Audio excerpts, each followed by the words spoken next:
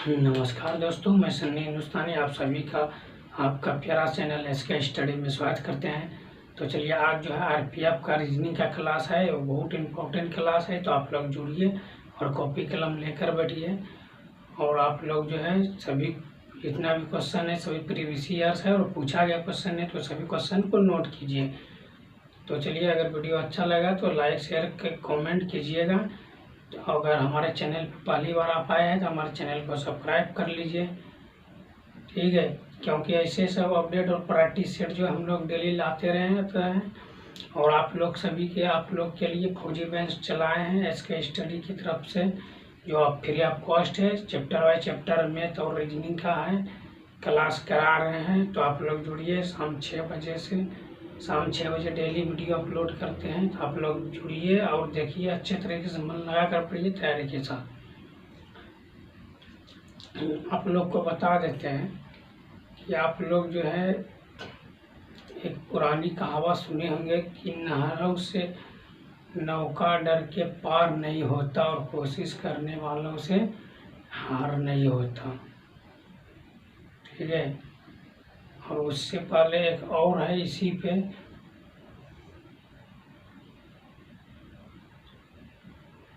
चलिए। तो ऐसे सब मोटिवेशनल आप लोग पुराना सब मोटिवेशनल याद कीजिए और अच्छे तरीके से मन लगा कर पढ़िए कि हवा से नौका पार नहीं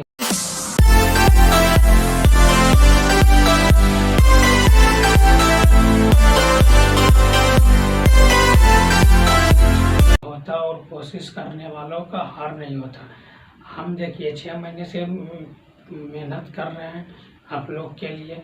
ये जो कैमरा है, माइक है, ये माइक जो है ये सब भाड़े का है, मेरा दोस्त से लिए हैं, मेरा कुछ भी नहीं है, ठीक है। लेकिन फिर भी हम प्रयास कर रहे हैं आप लोग के लिए कर रहे हैं ना, फ्री ऑफ कॉस्ट। जितना भी रीजनिंग या जीके जीएस है, मैथ और रीजनिंग का हमको नॉलेज है सभी का, लेकिन ज़्यादा नॉलेज है मैथ और रीजनिंग का। इसीलिए मैथ और रीजनिंग अच्छे तरीके से आप लोग को बता रहे हैं और समझा रहे हैं चैप्टर बाय चैप्टर। तो आप लोग जो है जुड़िए और फ्री ऑफ कॉस्ट पढ़िए, मन लगा कर पढ़िए। सिलेक्शन 100% होगा। जो हम यहाँ पे बताते हैं वही बराबर टीचर भी बताते हैं। आप लोग अच्छे तरीके से मन लगा कर पढ़िए, क्योंकि सभी जो है प्रीवियस ईयर्स क्वेश्चन ही बताता है, क्योंकि प्रीवियस ईयर्स जो है पूछा जाता है एग्जाम में बार बार, ठीक है।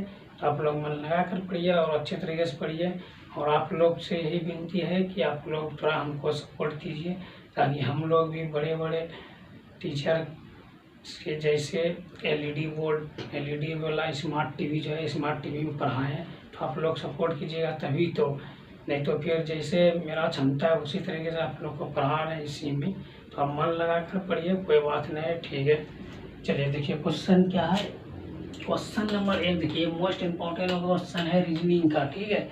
तो रीजनिंग का क्वेश्चन जो है मोस्ट इम्पोर्टेंट क्वेश्चन है। दी गई श्रृंखला में लुप्त संख्या क्या है। ये लुप्त संख्या क्या होता है? लुप्त संख्या यानी बीच वाला संख्या होता है, मिसिंग नंबर जिसको बोलते हैं। ये सीरीज का क्वेश्चन है, नंबर सीरीज का। तो ऐसे सब क्वेश्चन को किस तरीके से बनाइएगा, देखिए क्वेश्चन पहले देखिए 1, 4 और कितना है 3, 9, 5, प्रश्नवाचक चिन्ह है, फिर क्या है 7, 25, यही है ना। तो देखिए आपको लिखा है एक अंक छोड़ के देखिए, तो ये जो है किसका स्क्वायर है, 2 का स्क्वायर। फिर एक अंक छोड़ के देखिए, ये किसका स्क्वायर है, 3 का स्क्वायर। फिर एक अंक छोड़ के देखिए, ये तो हमको निकालना है। एक अंक यहाँ छोड़िए, फिर एक अंक छोड़िए यहाँ, तो ये किसका स्क्वायर हो गया, ये 5 का। 2 का स्क्वायर हुआ, 3 का स्क्वायर हुआ, तो आगे क्या होगा, 4 का स्क्वायर होगा। हमको यही पूछा है 4 का स्क्वायर कितना हो जाएगा, 16। तो आपका right answer 16, option D is the right answer. तो श्रृंखला का क्वेश्चन जब भी पूछेगा तो इसी सब ट्रिक के साथ आप लोग बनाइएगा।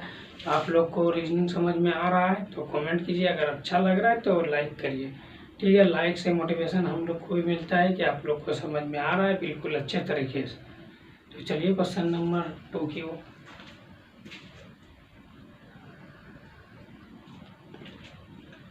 देखिए क्वेश्चन नंबर 2, ये भी मोस्ट इम्पोर्टेंट है। दी गए विकल्पों में से लुप्त संख्या ज्ञात करें। लुप्त संख्या पूछे या श्रृंखला पूछे तो ऐसे सब क्वेश्चन को शॉर्ट ट्रिक आप लोग देखिए।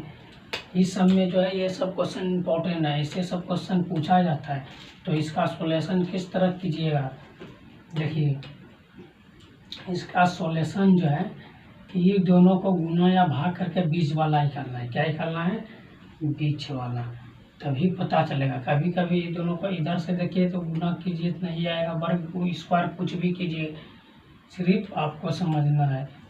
9×15 हो जाता है, नहीं बोल रहा। तो देखिए 11 गुने 11, ठीक, इसका वर्ग निकालिए, कितना हो गया 11।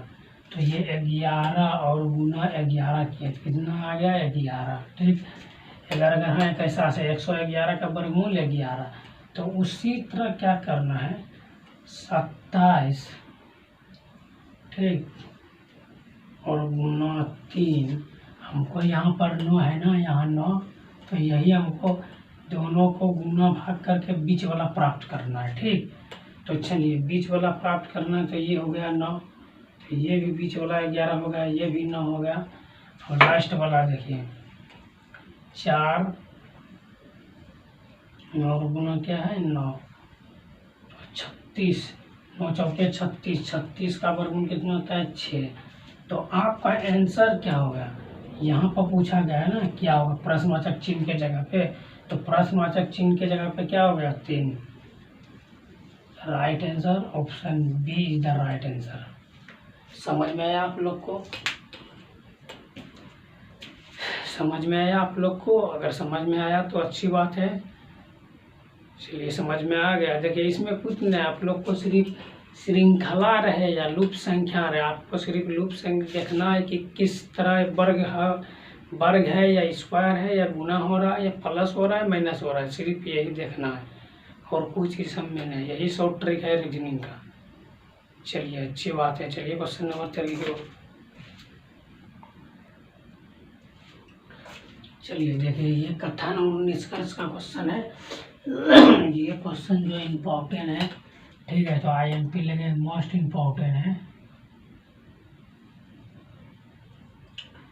मोस्ट इम्पोर्टेंट क्वेश्चन नंबर 3 है, क्योंकि ये कथन और निष्कर्ष का जो क्वेश्चन है ये सभी एग्जाम, जितना भी प्रतियोगिता परीक्षा है, railway, SSC, SSC, GD, NTPC, RPF, सभी के लिए इम्पोर्टेंट है।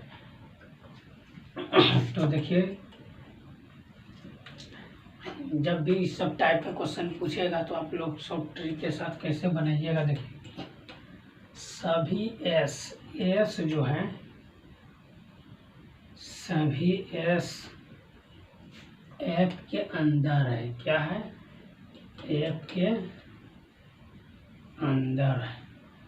क्वेश्चन को पढ़िएगा और अच्छे तरीके से समझिएगा। कथन क्या कह रहा है और निष्कर्ष क्या कह रहा है, इसी दोनों पे चर्चा करना है, ठीक। तो देखिए कथन क्या कह रहा है, पहले कथन को पढ़िए। सभी एस जो है सभी एफ के अंदर है, ठीक है।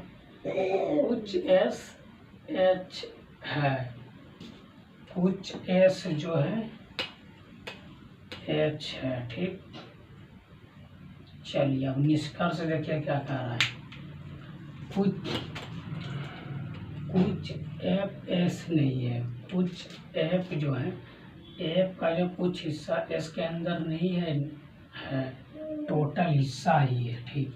चलिए दूसरा देखिए, कुछ एच एस है, कुछ एच जो है एस के अंदर है, हाँ है, तो ये जो है दूसरा सही हो गया आपका, option C is the right answer. केवल निष्कर्ष दो कथन के अनुसार सही है, ठीक है। कथन के अनुसार जो है केवल 2 निष्कर्ष सही है। तो ऐसे ही कथन और निष्कर्ष का क्वेश्चन शॉर्ट ट्रिक के साथ बनाइएगा। सिर्फ ये डायग्राम आपको बनाना है और दिमाग यूज करना है क्या क्या कह रहा है। इसमें क्या कह रहा है, कुछ एच एस है, कुछ एच जो है कुछ एस के हिस्सा में है, हाँ है, ये सही है। ये क्या कह रहा है, एफ एस नहीं है, एफ जो है एस नहीं है, एस के ही अंदर तो पूरा एफ के अंदर ही तो पूरा एस है और एच भी है इसके अंदर, तो ये गलत है, इसीलिए option C is the right answer. तो ऐसे सभी कथन और निष्कर्ष का क्वेश्चन जब भी पूछेगा तो ऐसे सब ट्रिक के साथ आप लोग बनाइएगा। तो आशा करते हैं कि आप लोग को समझ में आ गया होगा। तो चलिए क्वेश्चन नंबर 4 की ओर।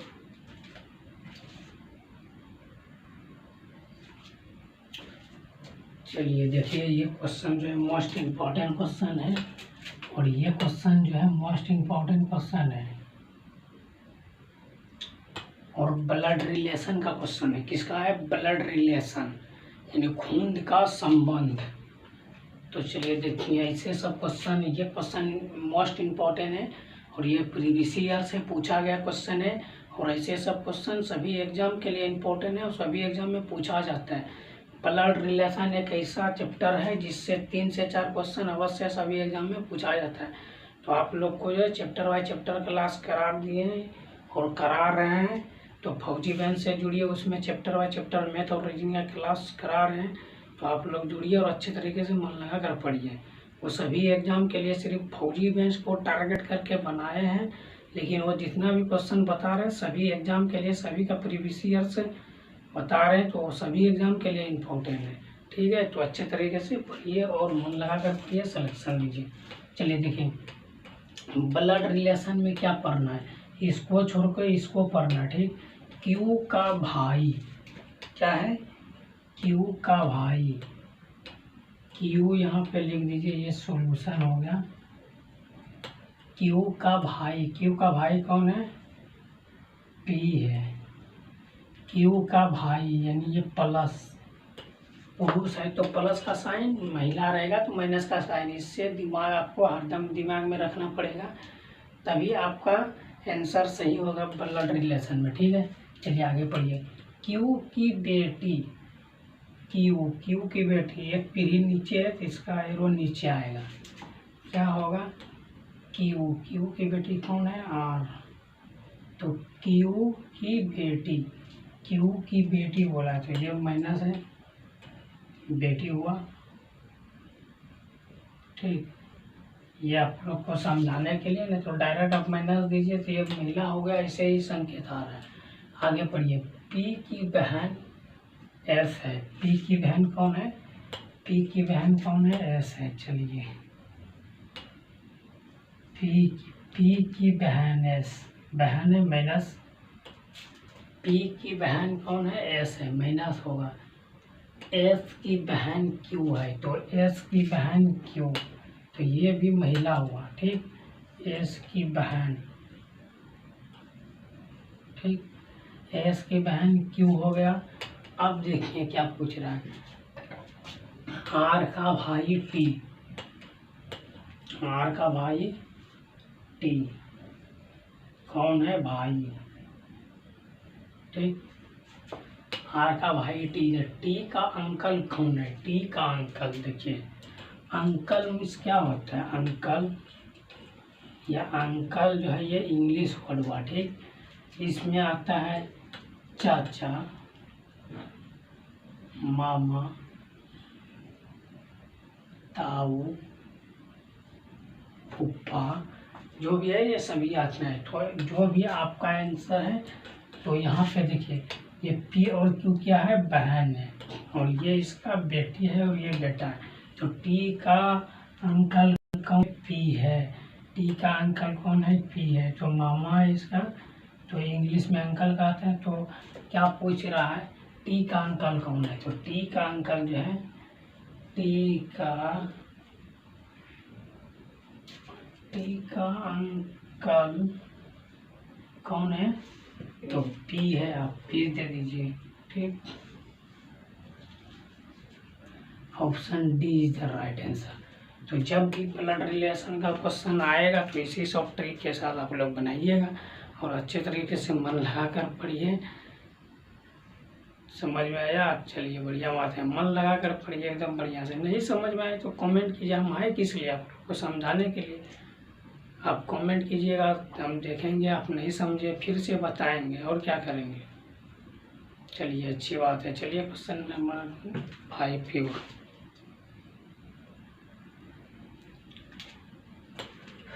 चलिए देखिए, क्वेश्चन नंबर 5 और ये भी मोस्ट इम्पोर्टेंट क्वेश्चन है, तो इसमें IMP लगाइए और अच्छे तरीके से देखिए। ये जो क्वेश्चन है, ये क्वेश्चन है वेन डायग्राम पर। वेन डायग्राम का क्वेश्चन है, इसमें चित्र दिया हुआ रहता है और आपको बताता है कि संबंध बताइए।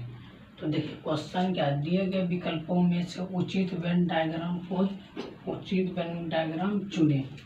तो क्या है, भाई है, भतीजा है, चाचा है। ठीक, तो आपको इसमें समझने की जरूरत है। देखिए भाई है, फिर यहाँ पे ठीक है, ये भाई, ये भतीजा। तो मान के चलिए कि ये अगर भाई है तो भाई का भाई कौन हो गया, भाई का भाई कौन हो गया, चाचा हो गया। तो ये भाई का भाई जो है चाचा हो गया, तो ये हो गया भतीजा। ठीक, अगर ये मान के चलिए, ये मान के चलिए, देखिए ये हो गया भाई और ये भाई का भाई, तो ये भाई, भाई का भाई कौन, चाचा, और ये हो गया भतीजा। तो ये आपका राइट आंसर। तो इस समय वेन डायग्राम में जो है आप लोग को फिगर देख के, क्वेश्चन को पढ़ के फिगर समझना पड़ेगा। तो आपका आंसर ऑप्शन है इधर राइट आंसर। तो चलिए क्वेश्चन नंबर 6 की ओर आप लोग को समझ में आया। अगर समझ में आया तो अच्छी बात है, नहीं समझ में आया तो आप लोग कमेंट कीजिए। चलिए अच्छी बात है। चलिए क्वेश्चन नंबर 6 की ओर देखते हैं।